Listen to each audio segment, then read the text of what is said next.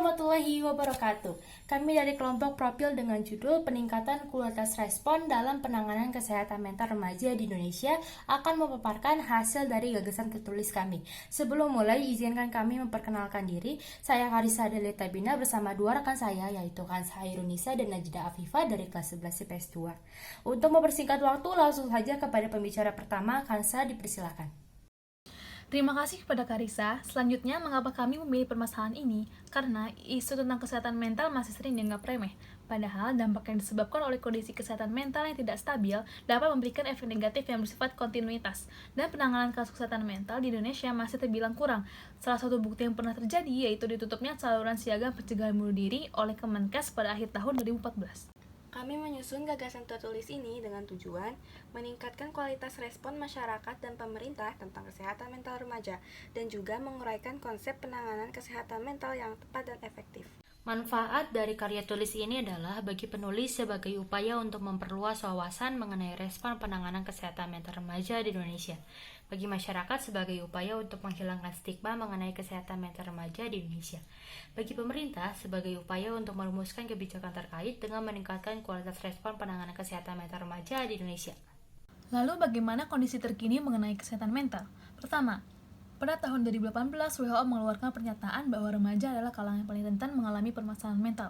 Kedua, di Indonesia masalah kesehatan mental masih terbilang darurat. Salah satu faktornya adalah adanya stigma negatif dari masyarakat mengenai masalah kesehatan mental. Diketahui ada beberapa solusi yang pernah diterapkan oleh pemerintah, yaitu mengembangkan aplikasi Sehat Jiwa yang merupakan aplikasi berbasis Android hasil kerjasama dengan Kemenkes dan WHO untuk memberikan informasi seputar kesehatan mental. Lalu Kemenkes RI juga mengajak masyarakat untuk menerapkan perilaku ceria, yaitu cerdas intelektual, emosional dan spiritual, empati dalam berkomunikasi efektif, rajin beribadah, serta interaksi yang bermanfaat bagi kehidupan. Gagasan yang ditawarkan. Pertama, sosialisasi preventif di sekolah. Sekolah sering disebut sebagai rumah kedua remaja. Oleh sebab itu, sosialisasi kesehatan mental akan lebih efektif jika dilakukan di lingkungan yang paling dekat dengan remaja.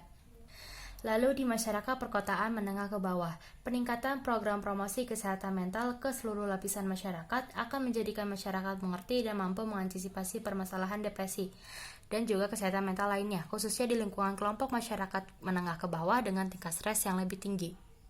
Kemudian masyarakat rural, sering diasosiasikan dengan keadaan spiritual. Sosialisasi di daerah rural diharapkan dapat menghapus stigma lokal akan kesehatan mental dan memberikan lingkungan yang lebih mendukung bagi remaja. Kedua, bekerja sama dengan public figure, penggiat seni, dan tokoh masyarakat lainnya untuk mensosiasikan mental awareness, seperti grup asal Korea Selatan yaitu BTS yang meluncurkan kampanye Love Myself bersama UNICEF di tahun 2017.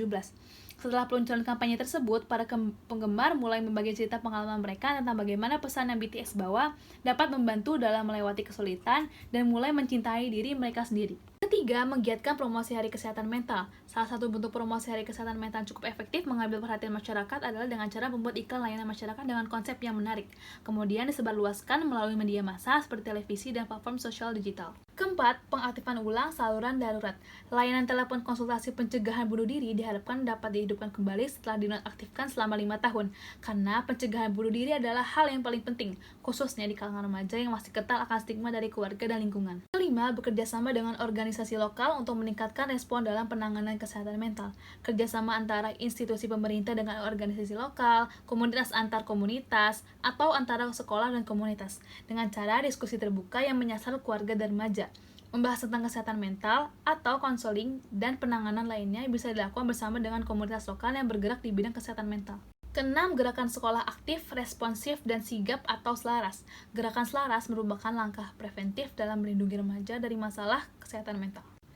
Ada beberapa pihak yang dapat membantu mengimplementasikan gagasan tertulis ini, diantaranya pemerintah, organisasi, figur publik dan tokoh masyarakat, serta sekolah. Langkah strategis.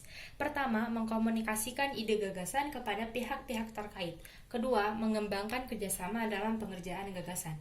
Ketiga, menginisiasi pelaksanaan gagasan yang baik bersama pihak terlibat. Keempat, evaluasi, monitoring, dan pembelajaran.